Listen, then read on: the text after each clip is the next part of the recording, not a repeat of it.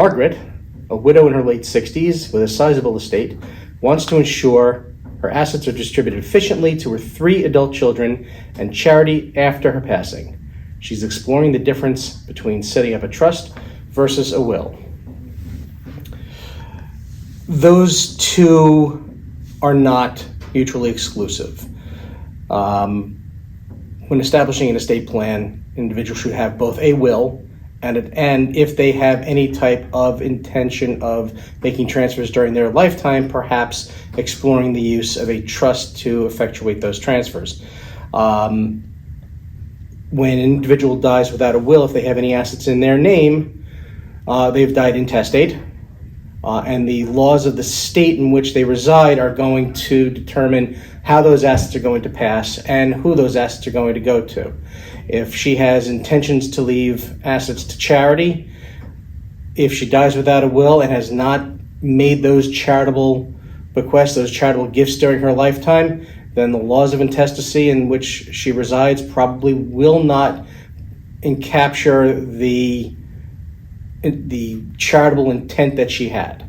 Having a will and a trust that complement one another as part of the estate plan is probably the best approach to take. This way she can accomplish both the lifetime gifting using the trust, as well as ensuring that anything that's left over in her estate is distributed according to her wishes and not according to the determinations of how the state has set up the laws of descent and distribution. What happens if she, say, dies in Florida and her assets are in New York or New Jersey? If she dies in Florida, her will be. If she dies in Florida, her will control the assets wherever they are.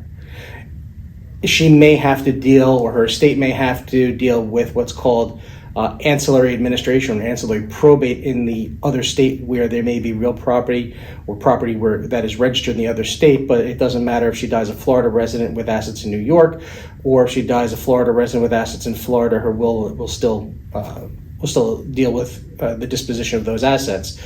To simplify and avoid that ancillary probate issue, using a lifetime trust and transferring real property into the trust during her lifetime will convert those assets from what is called probate assets to non-probate assets, so that we can avoid the probate aspect with respect to those particular assets that are in trust and still have a proper testamentary arrangement that would be consistent both through the trust as well as her will.